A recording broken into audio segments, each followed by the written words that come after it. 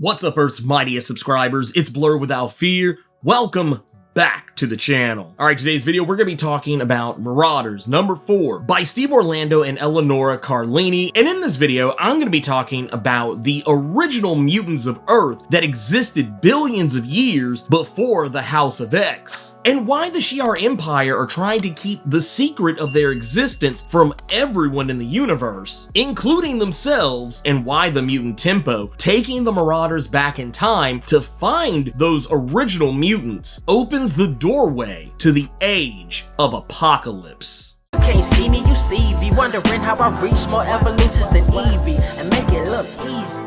One of the things that happened recently was the assassination of Charles Xavier and the late Empress Lilandra's daughter, Xandra. She was assassinated by the Ken Crimson, this secret organization that existed within the shadows of Shi'Ar culture, whose entire purpose is to police the secrets of the Shi'Ar. Basically anything that they deem as shameful to their existence, anything that would make them look bad to their own people, they don't want getting out. This is something that a lot of people criticized me for comparing what the Shi'Ar are doing to how people are, constantly complaining about the fictitious elementary and high school classes of CRT. Those classes don't actually exist. If you want to learn about critical race theory, you literally have to go to college and pay someone to teach you about it. It's not a thing they actually teach in schools. The thing I found funny about that is that that's exactly what it was. The Shi'Ar are trying to police what the people of the Shi'Ar learn about their past, for better or worse. It doesn't matter. If it's something that they think would paint them in a bad light, like, I don't know, white people being scared that their children having to learn about the fact that their ancestors were terrible slave owners and monsters, yeah, sure, it's kind of the same thing. The Shi'Ar don't want the rest of their society to learn what Xandra just learned, because when Xandra learned the truth about the Shi'Ar, what they had done to mutants billions of years ago, while she was hesitant at first to respond to it, Xandra struggled with figuring out what to do about the situation, learning that her ancestors were whole-ass mass murderers of the very mutants who she has come to love. And with this issue, we actually get to see a little bit of the mutants who existed on Earth billions of years ago. Now, we're talking before the time of the mutant apocalypse, ages ago, pre-Historia. We know that Apocalypse himself is roughly around 5,000 years old, but these mutants are billions of years old, and they already ruled over the Earth long before humans had even evolved to become what they are today. The mutants of this time period ruled over the Earth in what they called the Threshold. These mutants lived in what was pretty much a utopia, not that dissimilar from what the mutants of Krakoa have right now. Only in their case, they didn't have humans to hound them or hate them. They were the ruling body. They were the only ones to walk the Earth. And those billions and billions of years ago, the Shi'Ar, who at the time were not like the Shi'Ar we see today, these were a more prehistoric and primitive version of the Shi'Ar who, unlike the mutants of Earth, they had discovered space travel. That's something very important to note here, because these Shi'Ar were more like pirates and raiders than they were an empire like we see now. And the mutants, despite the fact that they were pretty highly evolved, and while they seemed to possess a lot of the technologies that we now associate with Krakoa, they didn't actually have space travel at their disposal. They were actually terrified of what was beyond the stars. And rightfully so, because when the Shi'Ar arrived, they didn't arrive with good intentions. They wanted to take what the mutants had.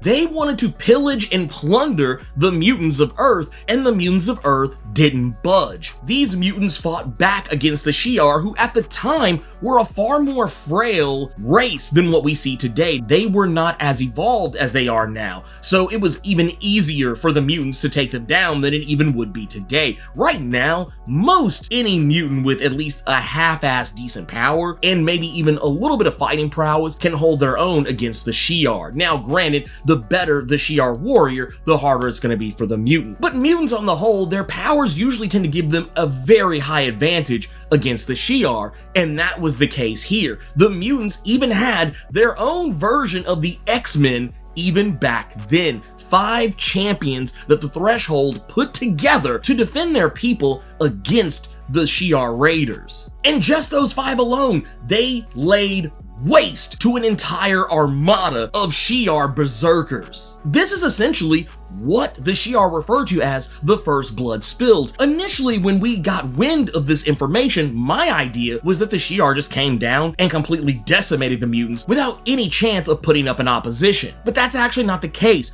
These 5 champions laid waste to the Shi'Ar, easy peasy, lemon squeezy. I'm talking one-hitter quitters here. The Shi'Ar were not up to the task of taking them down. The Shi'Ar, up to that point, had not really faced defeat in the way that they faced it here. The mutants gave the Shi'Ar Empire, or what was the precursor to the Shi'Ar Empire, their first ever black eye. And not just even a black eye, literally what they call it, the first blood spilled. They had never been punched in the mouth like this before. And the mutants suffered their own losses too, but the mutants walked away the victor as they ran the Shi'Ar out of the galaxy. This is what led to the birth of the Ken Crimson. They were born out of this shame and decided that they would never ever allow anyone to learn of this, of the embarrassing defeat that they suffered at the hands of what they initially deemed as their lessers. Now, what happens to the mutants of Threshold after the events of the first blood spilled has nothing to do with the Shi'Ar Empire. What we're shown here are instances that are reminiscent of what was shown to us in House of X and Ten of Swords, that the land known then as Okara was split into Krakoa and Arakko respectively. That land was torn asunder when a Minth tried to invade. And of course, we also know that the Phoenix of Avengers 1 million BC was responsible for the resurgence of mutants on Earth after the events of the first blood spilled. Now, the one thing that the Ken Crimson are responsible for is that they were keeping tabs on Earth even though they knew that the mutant population had died out for the most part. They do make a mention that they stopped any chronal escapes from Threshold's past, basically meaning that anyone who maybe possibly could have existed during that time that was still hanging around, they made sure that that mutant was never found. This is where we get into what's going on with Tempo. The character, if you're not familiar, I actually have a whole video breaking down this character and her abilities. You can check that video out right here. Tempo has the ability to manipulate time, even down to manipulating the time around air molecules, which we saw in some of the previous issues of Marauders. And Bishop is asking Tempo, for the sake of the first mutants, to help them go back in time and try to save the first mutants. Now, the reason why this is such a big deal is because during the course of this issue, Kate Pryde is killed. Now, let's go ahead and be real here. This isn't that huge of a deal considering the fact that Kate Pryde can be resurrected. Even though it seemed like it wasn't possible at first, we now know the reasons why she was not able to be resurrected. It was because of a quirk of her mutant ability to phase through solid matter. Her body seemed to reject being born within the egg that all other mutants are born from when the 5 resurrect mutants. That has been circumvented. This whole plot point was resolved in Jerry Duggan's Marauders number 11. She can be resurrected, so I don't know why they're acting like it's some big deal that she won't be able to be brought back. She can be brought back, but the long and short of it is that Tempo recognizes what Bishop is asking her to do, and what Tempo is concerned with is that any messing around or meddling with time can very possibly negatively affect the time stream for Krakoa. As we talked about in one of the previous videos that I put out for New Mutants number 27, I talked about how Magic going back in time and interacting with her younger self from back when she was trapped in limbo, anything she did that messed with the time stream too much could make it to where Krakoa never happens. That's one of the things that's brought up here with Tempo, that she's worried that any little thing that they do going back in time, even just the act of going back in time, could potentially make Krakoa never happen. And Tempo also talks about the consequences of time travel, the fact that while they go back in time, everyone else will probably just move on with time and not notice very much any of the changes, if any, that occur. Tempo will always remember them because she kind of exists, I won't necessarily say outside of time, but she is very thoroughly connected to it. So any changes that would occur, she would probably catch on to them. Now, the mutant Bishop also has a similar ability, not to time travel, but he has time traveled so much that he also is typically able to maintain his memories of the past and the futures that he's been a part of, regardless of how they've been changed. She talks about how when people go back in time and change things, normally they don't exist as the person that they were when they went back in time. They become a new version of themselves. She is different. She doesn't have that luxury. If she goes back in time and, I don't know, maybe decides that she never joined the Mutant Liberation Front or worked with Strife, okay, she goes back in time, makes a different choice. She doesn't do that. Maybe she becomes an X-Man instead. But that said, that original version of her that did experience being a part of the MLF, despite going back in time from the future to a point prior to her joining the MLF, if she were any other normal person that did that, she would exist as though she never was a part of the MLF. She would have no memory of it. She would have absolutely positively no recollection she was ever in the MLF to begin with. But because Tempo has the powers that she has, she would remember she was a part of the MLF even after making those changes to the time stream. And granted, while Tempo's powers are typically more localized, she's usually not able to manipulate time on such a grand scale where she can completely send people back in time or forward in time. Using the new boost fruits that have been more of a thing lately during the House of X era, she's able to increase the level of power that she has that makes it possible